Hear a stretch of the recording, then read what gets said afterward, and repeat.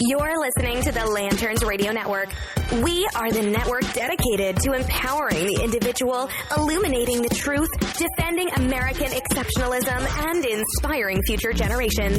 Stay connected and get involved at lanterns.buzz. For great radio, get commentary and news of the day. Lanterns.buzz.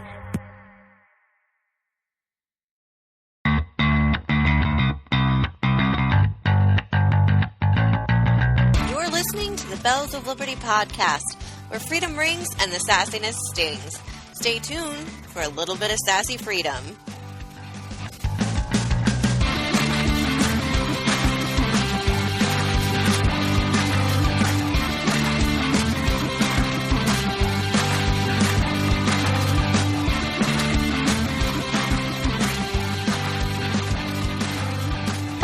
You're listening to the Bells of Liberty on Lanterns Radio Network. I'm Jaina, here with my fellow Bells, Sami and Courtney. Hello. Hey. This last week has been chock full of things to choose from to talk about, and we are not going to disappoint. Well, I mean, the plan isn't to disappoint, but you never know.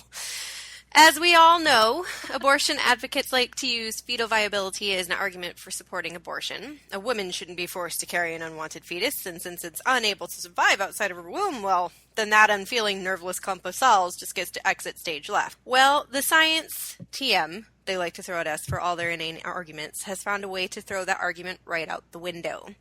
In international news, North Korea is continuing to rattle its sabers and making demands of the U.S. and China, insisting that they have weapons that will turn the U.S. and its allies into nuclear wastelands, despite not having a single successful nuclear test to date.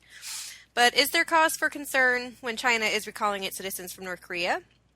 3 Americans have been detained and out-of-character demands are being made for their return.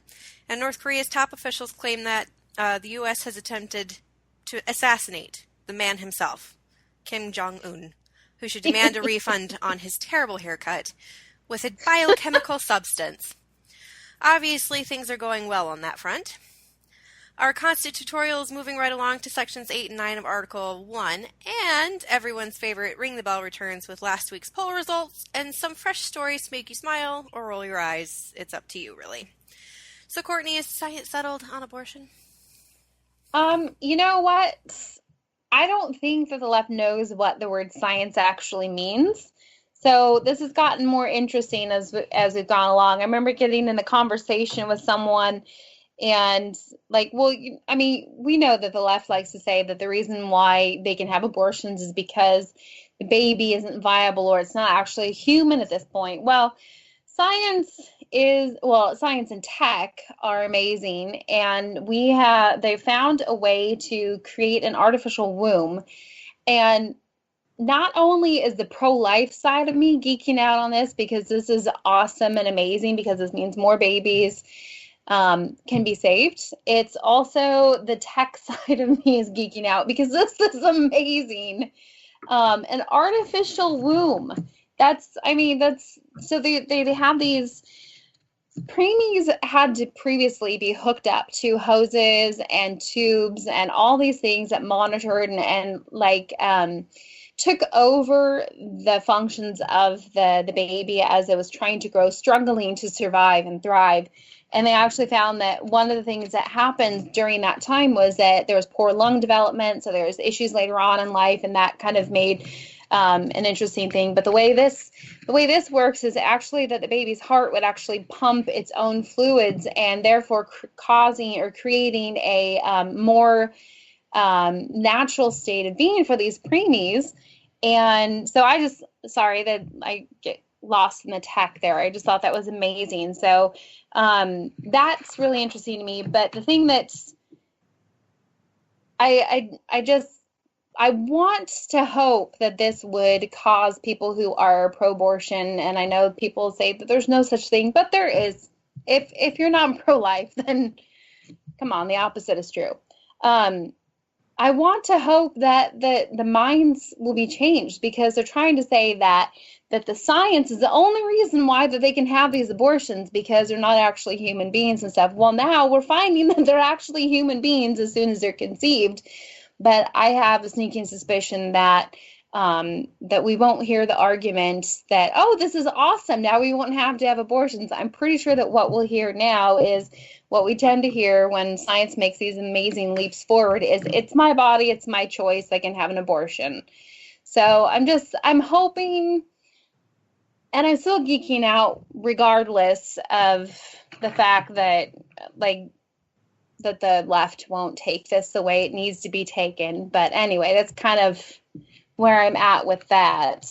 But it's really exciting, regardless of what the argument turns into. It's really exciting that there are preemies that can be saved, especially with this. Well, and so the article that I read on this was from Daily Wire, and they were saying this new tech is going to be abortion's quote unquote kryptonite.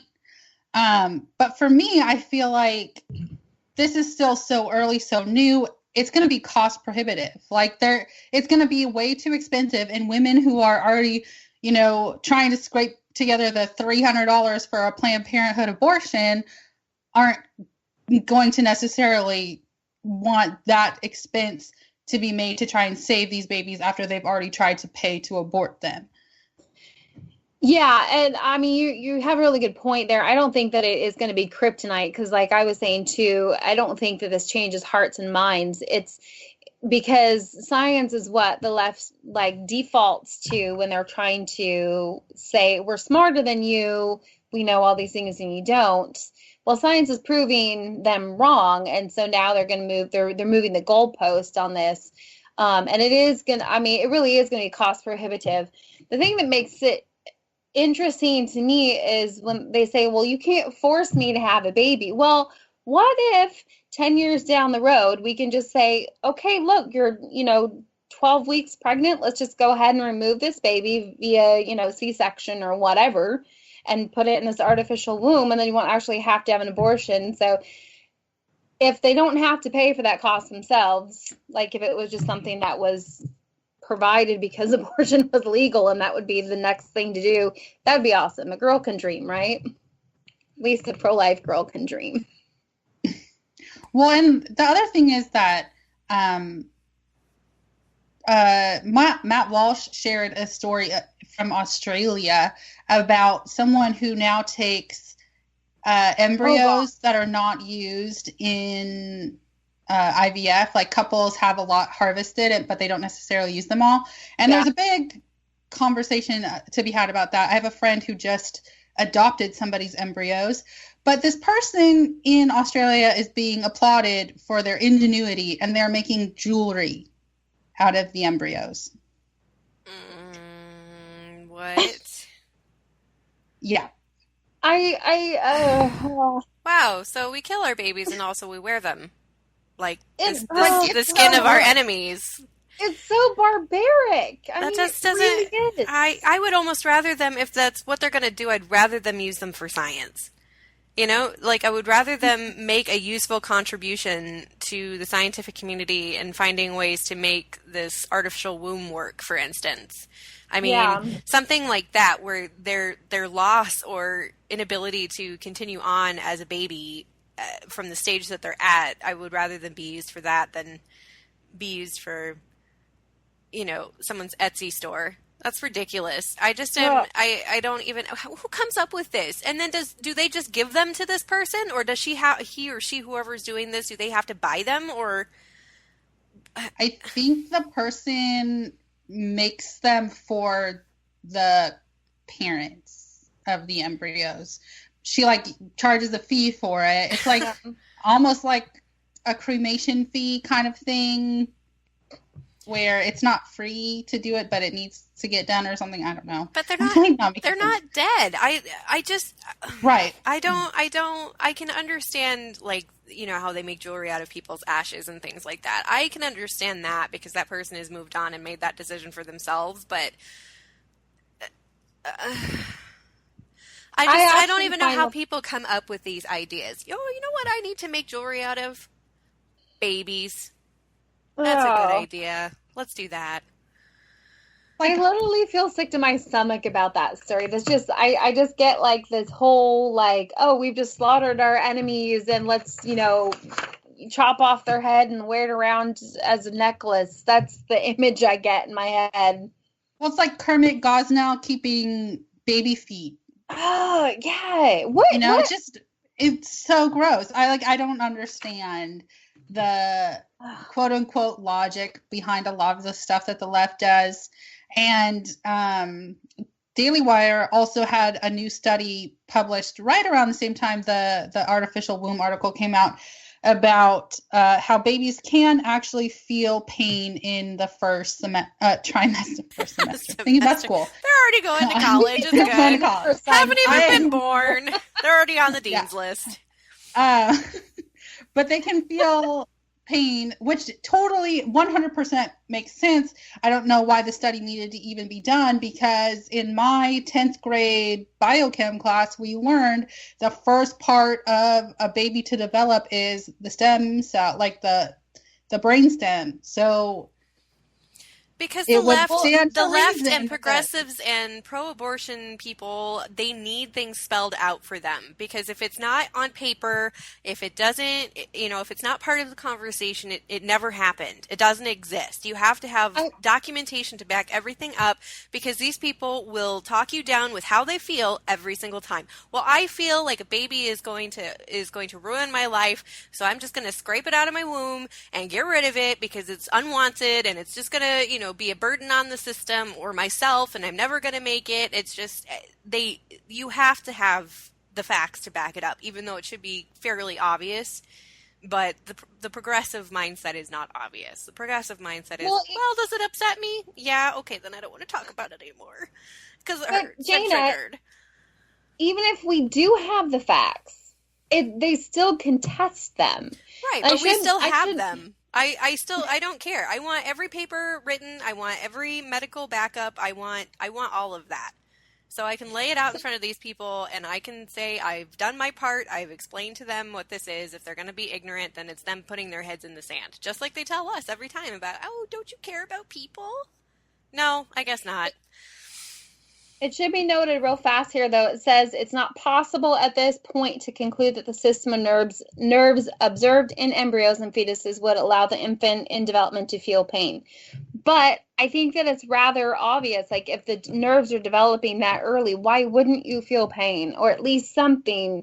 What they're saying is it's in the early stages. They found that the nerves develop way earlier than they thought they did, I guess. And so it's possible that they might feel pain. But my point is, it's a human at conception. And why are you allowed to kill it? Well, right. Unfortunately, we are running into a break. So we will come back on the other side. Jaina's going to talk to us about North Korea.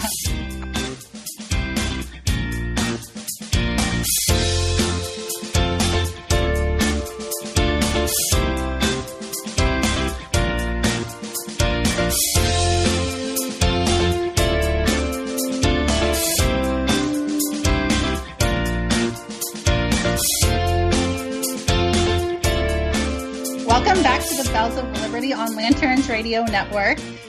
We are rolling into our second segment, and this week we are taking on the topic of North Korea. I'm sure everyone has been thinking about it, / worrying about it, / just thinking we're probably all going to die. So, Jaina, please tell us why or why not that's going to happen.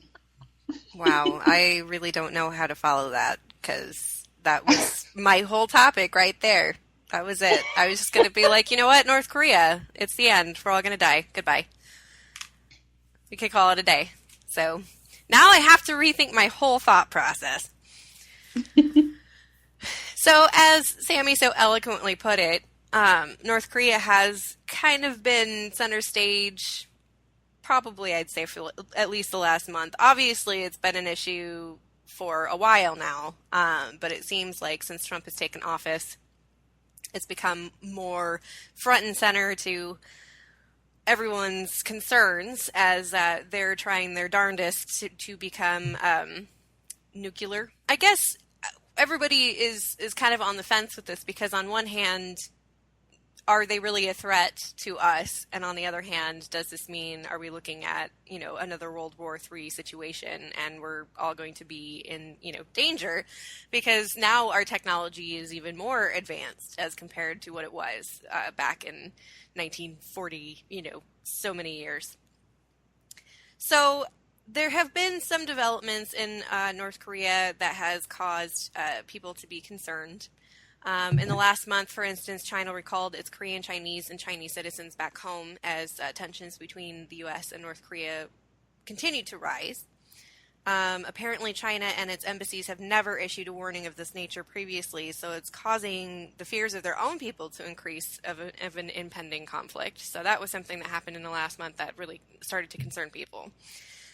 In the last few weeks, the U.S., we've sent some nuclear-powered aircraft carriers and at least a submarine to hang out in North Korea's waters as a show of strength. And of course, North Korea's dramatic response was to say if the USS Michigan, our submarine, the moment the USS Michigan tries to budge even a little, it will be doomed to face the miserable fate of becoming an underwater ghost without even being able to come to the surface.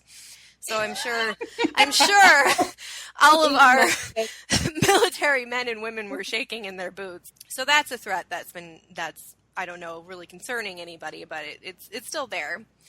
Also reported this week is that 3 American citizens have been confirmed as hostages in North Korea. One, the most recent, was Tony Kim, was invited to teach, and I don't know what anybody would be like. You know where I want to teach? North Korea. Was invited to teach at one of Pyongyang's colleges and was recently accused of acts of hostility and attempts to overthrow the government, which I think breathing is enough to be considered an attempt to overthrow the government. Another was a 21-year-old University of Virginia student named Otto Warmbier. He was visiting as a tourist. Again, I don't know why anybody would be like, you know where I want to visit? North Korea. And was accused of stealing a political sign at a hotel and other crimes against the state. I don't know. Should have just stolen the soap. Right? And then the third, Otto, and this next one, Kim, I'm not sure if I'm saying this right, our resident Asian, maybe you can tell me if I'm completely butchering this or not, but it looks like Dong. Kim Dong-chul, okay? Mm-hmm. A business owner in the Special Economic Zone of North Korea. Again, I don't know why anybody would go, you know what I need to do? Open a business in North Korea. Was arrested for allegedly spying and stealing state secrets.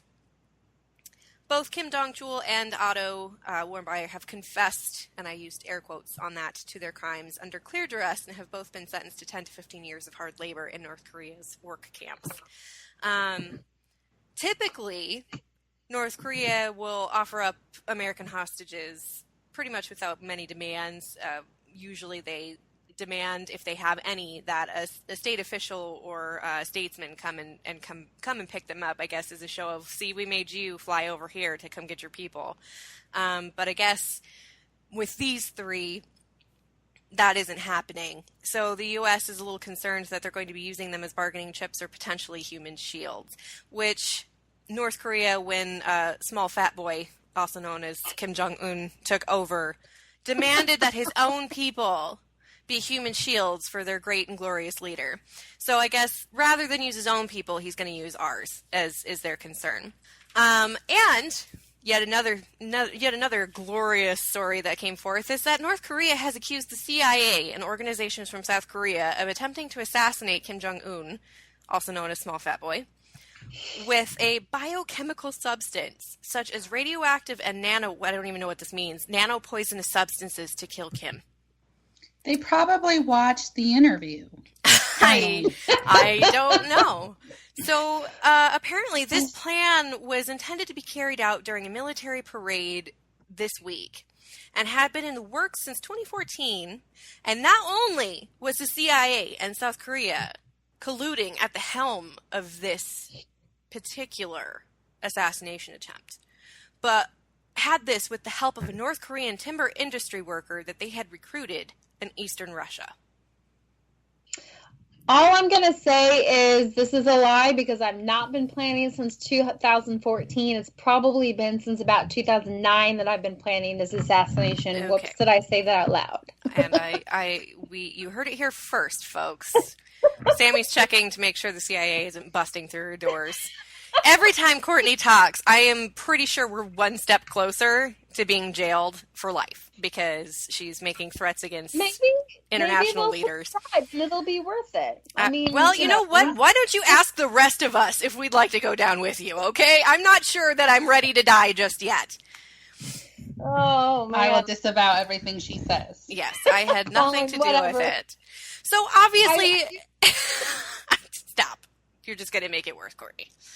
So obviously, North Korea is run by a bunch of nut jobs. But is it possible that they're a threat? Because even the nuttiest of jobs can be dangerous. So I don't know. Part of me is like, you know what? Let's just blow these people out of the water and call it a day. And then the other part of me is like, well, they could also potentially do some damage if they tried. So I don't know. I'll open it up to some discussion. What do you guys think? So basically the feeling around here is that anything they can do, our missile defense is way more advanced than any of their missile technology. So it's well, not obviously, exactly... when they've managed to fail every missile test they've attempted. I love the memes or the GIFs where he's like jumping on the bottle rocket pump. It's like my favorite. But, you know, here's the thing. I think that Donald Trump is relying a lot on China to do something. But China has been complicit for the last 20 plus years, probably a lot longer.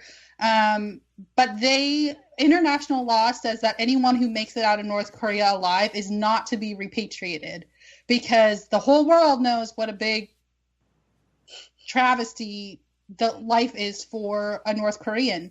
And so China not only repatriates them, but if they make it out of China into some other country in Asia, Chinese have bounty hunters to go find them and bring them back. What? So they blatantly have disregarded international law and have never been held accountable. So, you know, the hope that China is getting involved and going to get serious, I hope it's accurate. But if their past performance has been any kind of indication, I'm not that hopeful. Well, their current response is stop irritating each other. So that's what they've been telling both the U.S. and North Korea is stop irritating each other. Okay, well, that's helpful. We really appreciate that really solid stance you have on this whole situation. Thanks, China. Woo, go China.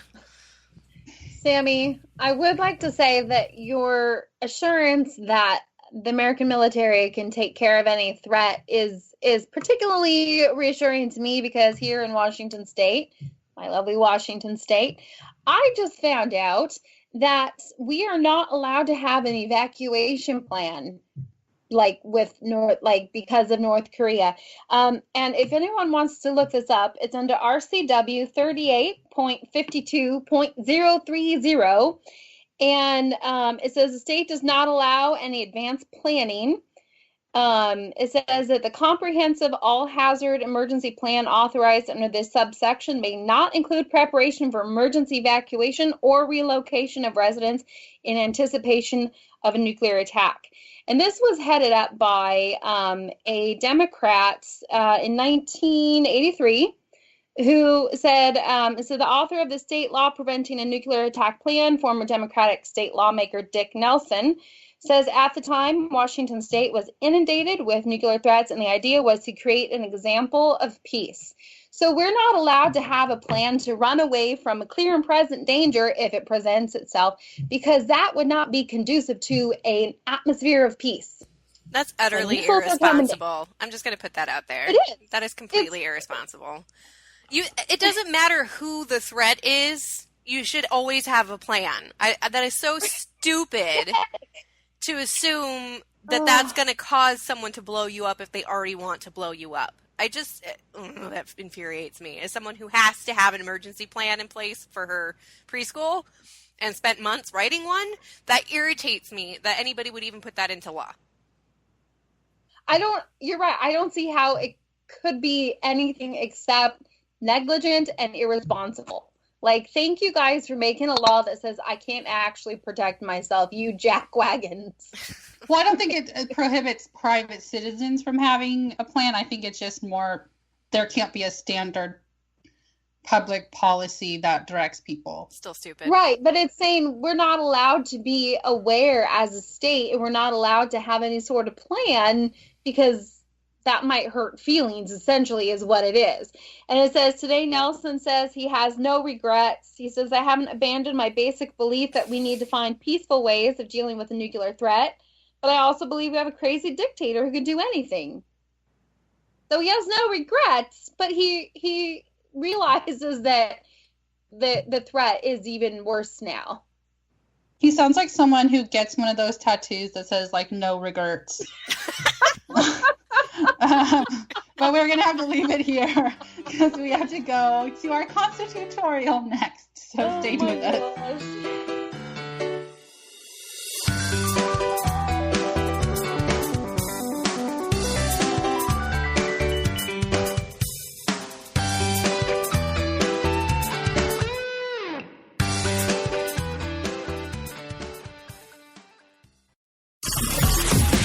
You're listening to the Lanterns Radio Network.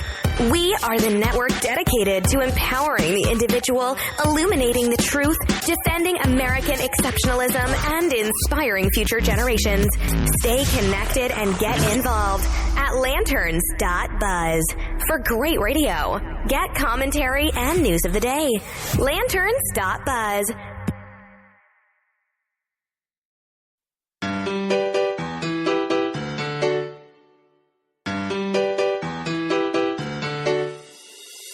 Welcome back to the Spouse of Liberty on Lanterns Radio Network.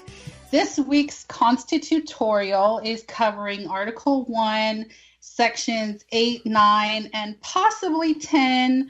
Gonna try and fit it in because it kind of fits with 8 and 9.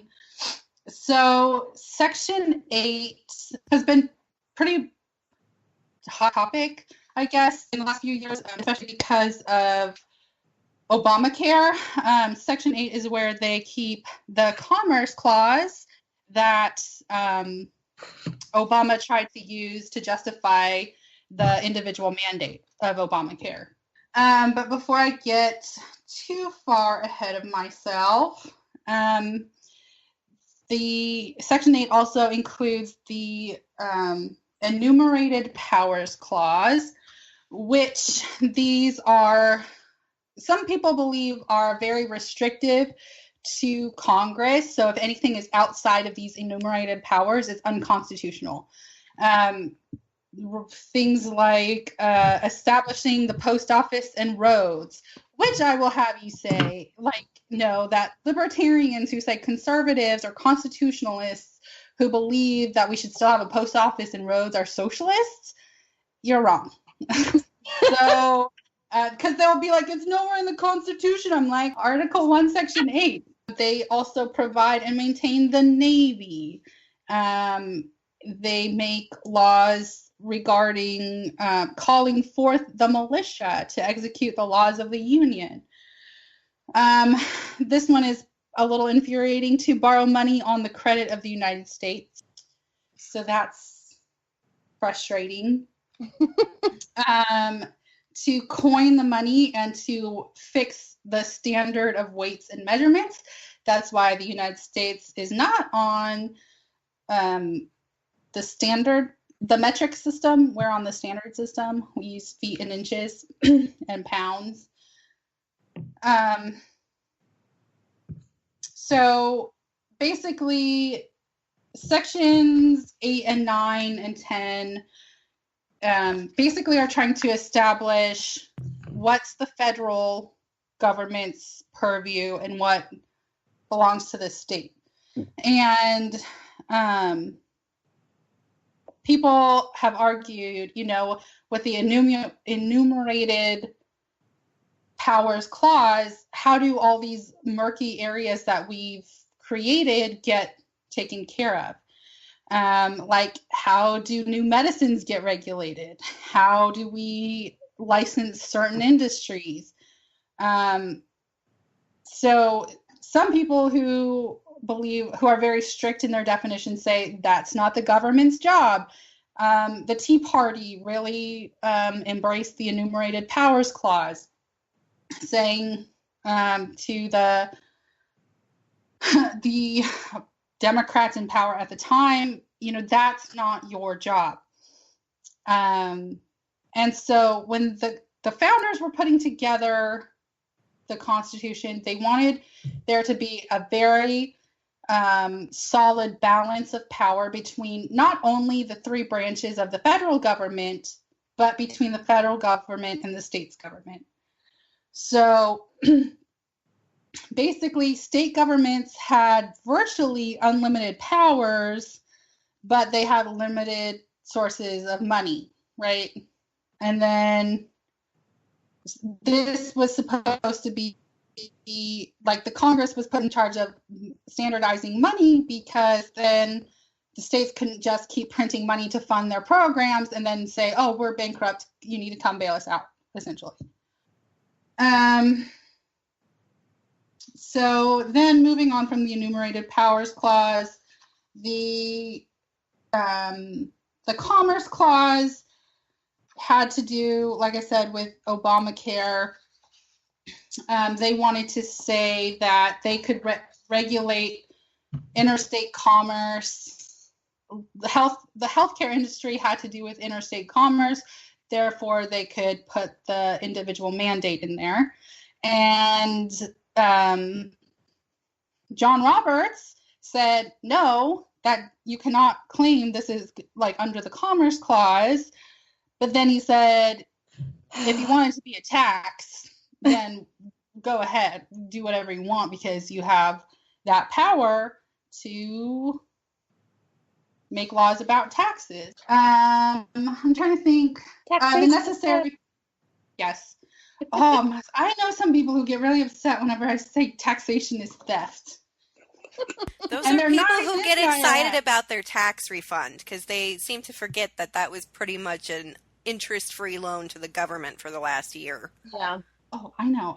It drives me up the wall that people don't understand that they are bribing you with your own money. No, you got me. I know. I mean, I'm on board. Okay. Let's see. That took up a lot of time. So the only other thing in Section 8 I wanted to talk about was the necessary and proper clause, basically stating that the government,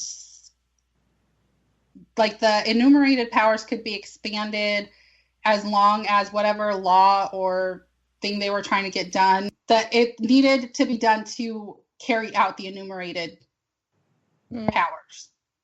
Gotcha. So it kind of expanded on it a little bit. One thing I thought was interesting, the Supreme Court consistently ruled against FDR and a lot of his New Deal policies, saying that they were extra constitutional.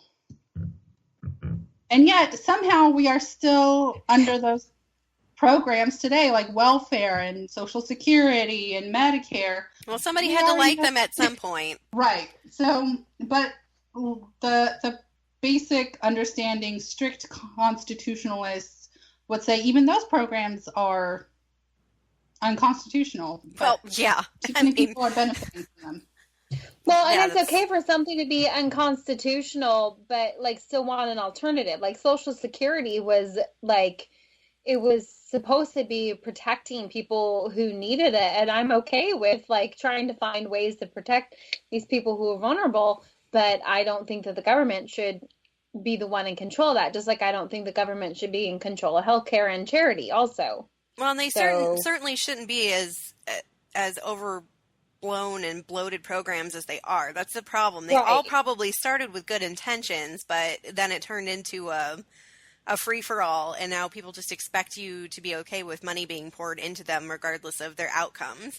There are so many people who have gotten used to living off of the government and have no problem with that becoming a generational thing. I mean, the intent of most of these programs is to help you get back on your feet, get out of poverty, move on with your life, and have a job. And yet most people are like, well, I'm just going to keep popping out kids so I can stay on the program. Mom was on it, Dad was on it, Grandpa's on it, Grandma's on it. And we don't draw the line anymore and say, you have until this date and then you're done. Because that would be mean. Yeah. I have a quick little thing to add real fast because I didn't realize how timely this would be. I'm the biggest nerd ever, and I love watching mysteries at the museum. And last night they did one on George Mason. He was one of the founding fathers, and he's largely forgotten. He refused to sign the Declaration of the Constitution. He refused to sign the Constitution because it did not lay out rights better. And so he actually was the original person who fought for individual rights. And James Madison actually, a couple of years later, took the ideas from George Mason and implemented it. And so that's why we have our Bill of Rights. And I thought that was pretty interesting. That is pretty interesting. Sorry, I'm looking at the clock. I have 2 more sections to get through. So section 9, I'll just do a couple quick ones. Section 9, actually had in it a specific clause about slavery and how you could not tax more than $10 per person imported into the United States, which is pretty not great. Then another thing, no bill of attainder or ex post facto law shall be passed. So basically, you can't make a law that criminalizes people before the law was made. So Hillary tried to use this, saying she didn't know that the files were classified, or they weren't classified at the time. And unfortunately for her, it doesn't apply to classified information. It just is general law. But let's see. Oh, no title of nobility shall be granted. So we wanted dukedoms a couple episodes ago. Unfortunately, cannot be possible. Oh, man, you mean my dukedom is unconstitutional? Your dukedom is unconstitutional. Oh. Man. Oh, sorry. Going back to Section 8 one more time. One of the enumerated powers is the copyright laws. Congress is in charge of those, and that is the only time in the Constitution that the word right is used, which I thought was pretty interesting. And then let's see, until the Bill of Rights. Sorry, should have original document. And then let's see. I was going to try and get Section 10 in, but we are literally at the break time, so I'm going to have to save that for next week. That is this week's Constitutorial. Welcome back with Ring the Belle.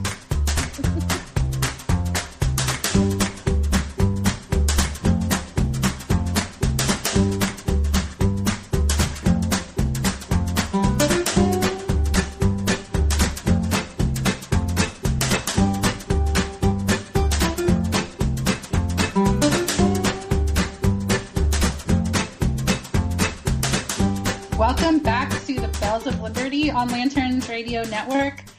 We are moving into our final segment of the day, everyone's favorite, Ring the Belle.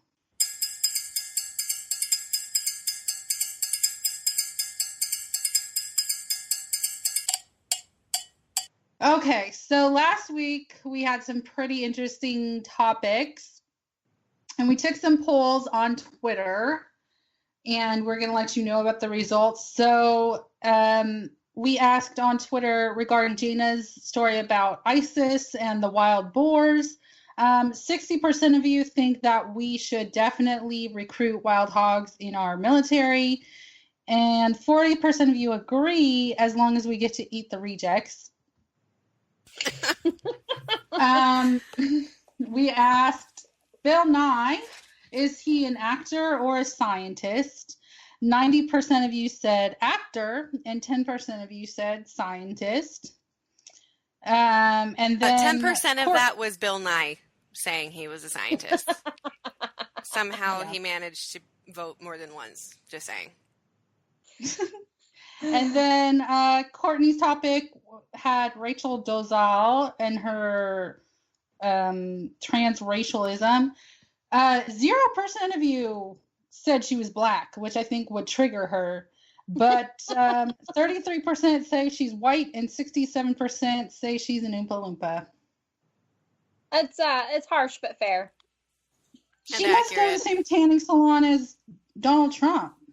I mean, if she can say she's black, then Donald Trump should be our second black president. I'm just saying. Oh dear. Now that I'm done offending everybody. Bill Clinton was our first black president. Don't you remember? Don't you remember when he was talking about that? I remember Bill Clinton saying that.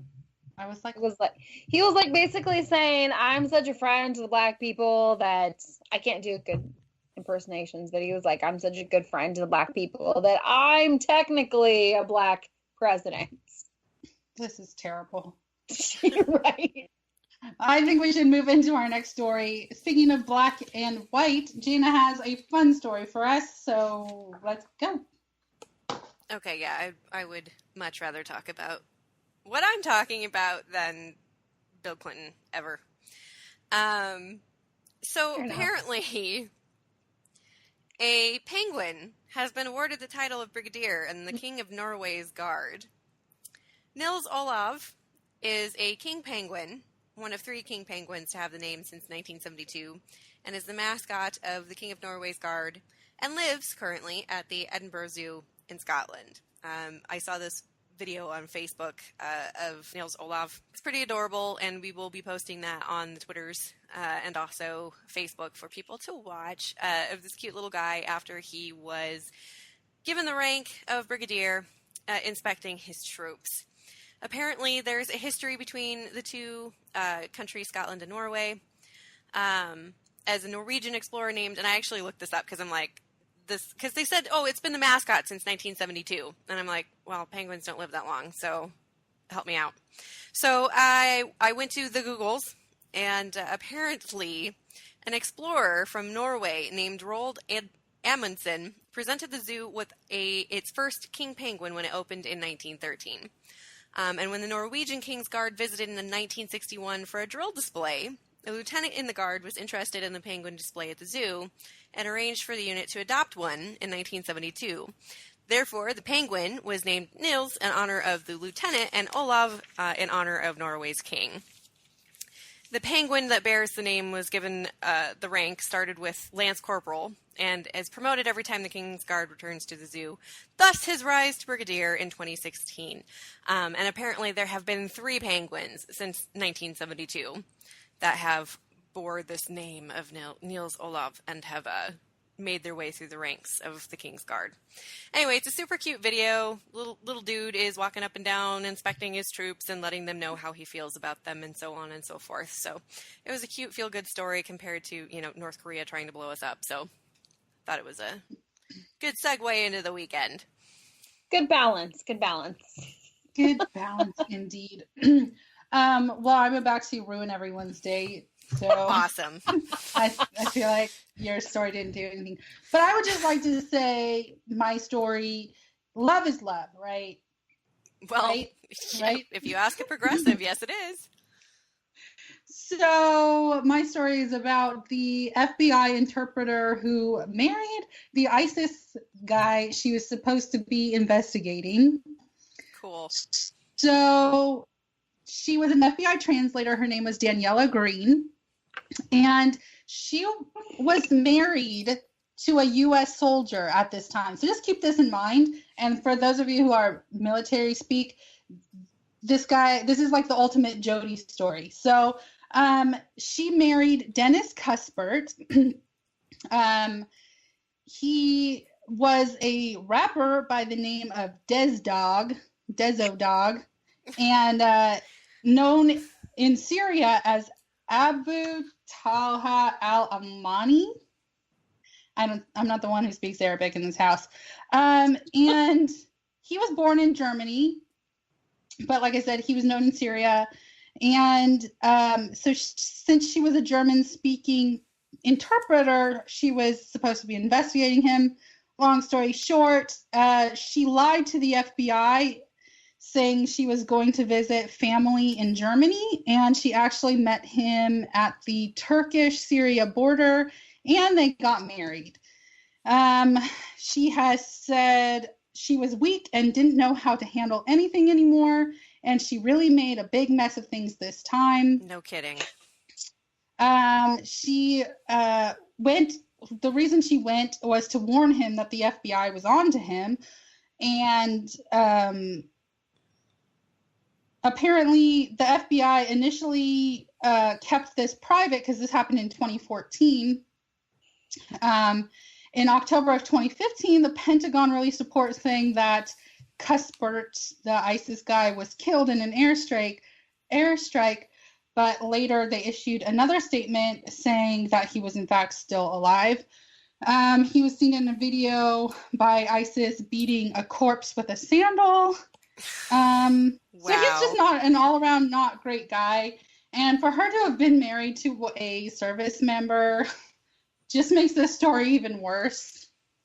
Like, it doesn't get much lower than what this. kind of kinks is she into that a guy who's willing to beat a corpse with a sandal is a turn on? Don't answer that. I'm just asking. I mean, I don't know that I really want to know, but at the same time, it's just what possesses people to do this? Because this is not the first woman who has left her life behind to go marry some guy in ISIS. And I just don't know what the attraction is, because to me, that is the absolute opposite of romantic getaway. I mean, that's not even a good romance novel. You know what I mean? I just don't get it. Right. Well, and she only lasted 2 months with him before she was willing to come back to the U.S. and face the consequences of lying to the FBI and marrying someone in ISIS. So, well, she really figured that out, didn't she? I don't feel bad for her. She's so stupid. I think the story should be more widely known because I think that it should be awesome, or it would be an awesome deterrent to, like, yes, I thought this was a great guy to marry. Oh, I lasted 2 months. It's horrible. Don't go. Just saying. It's like Saturday Night Live's lowered expectations. I mean, what kind of profile would this dude have? Be like, speaks fluent Arabic, and also blows people up for a living. He also raps in German. And raps. She's got a double whammy. Not only is the guy a terrorist, he's a freaking rapper. That alone should have been a turnoff. But no. Oh no. Nope. I can't. I can't. I don't know. Courtney, I swear, if your topic isn't better than this, I'm coming for you. Okay. I'm really glad that you live far away and that we're talking via screen because I just don't know how to read you right now. Okay, so a lot of us have grown up loving, fantasy. Like, I love Lord of the Rings, and Chronicles of Narnia was my jam, I think it's safe to say all three of us are nerds. Yes, I'm just... Yeah, so, like, you have the period of time in your life and you're like, I want to be this fantasy character or whatever. Well, this guy, and I feel so, like, the more I read his story, the worse I feel for him. I don't excuse the behavior, but I feel bad for him. He basically is transforming himself into an elf and this was repeated in the article plenty of times, is he was bullied in school, and this is how he feels comfortable. He wants to become an elf. He's had over 25,000 euros, I guess, of plastic surgery, including full body hair removal, skin bleaching, and eye coloring. He has a $4,000 a month care regime so that he can make sure he has to wear skin protection 100 so he doesn't burn because he's bleached his skin.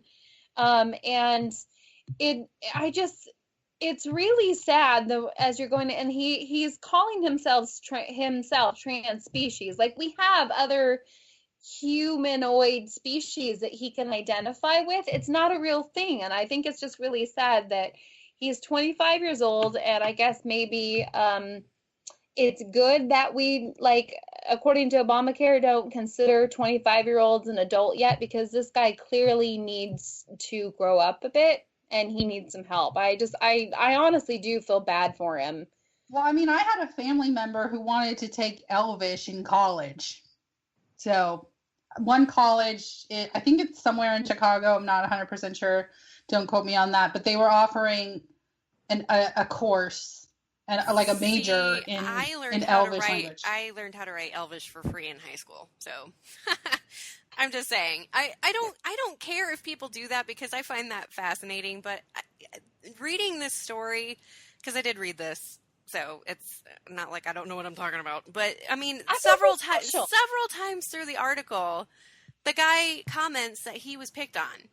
And that the only reason why he's doing this is because people started to treat him differently because he was doing this to himself because they thought he was cool. So, I mean, clearly a lot of this is how he's perceiving how people are treating him and that he thinks this is his escape from getting picked on. You know, I don't think I was ever really picked on that much in school. If I was, I've since gotten over it. But, you know, whatever. I wish people wouldn't put so much pressure on themselves to care what other people think. I know it can hurt when people are nasty to you, but you can't live your life like that. And certainly, I mean, he's talking about removing ribs now so that he can be thinner like an elf.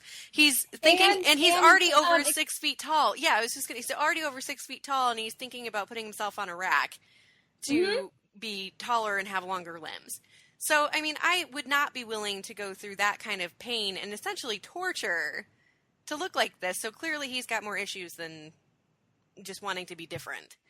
Well, he obviously needs all the free healthcare he can get with a psychologist. Like, who's authorizing these procedures to be done?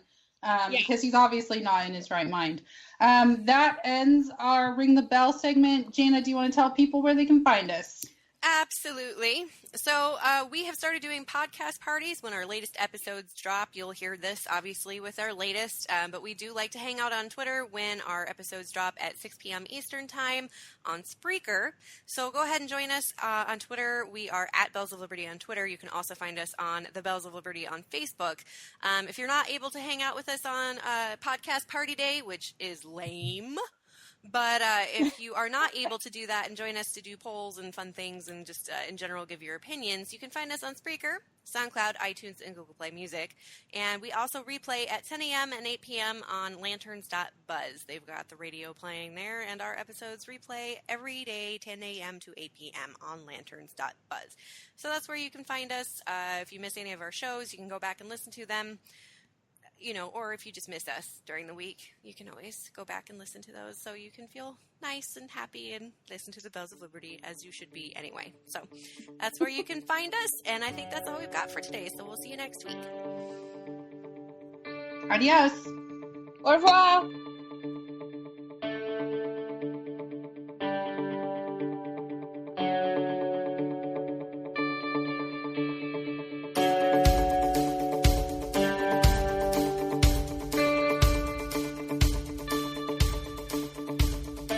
Thanks for listening to the Bells of Liberty podcast. Want to listen to more sassy content? All shows are available free on demand on Spreaker, SoundCloud, iTunes, and Google Play Music. Have something to say? You can find us on Twitter at Bells of Liberty, and also on Facebook, www.facebook.com/The Bells of Liberty. And as always, keep calm and ring on.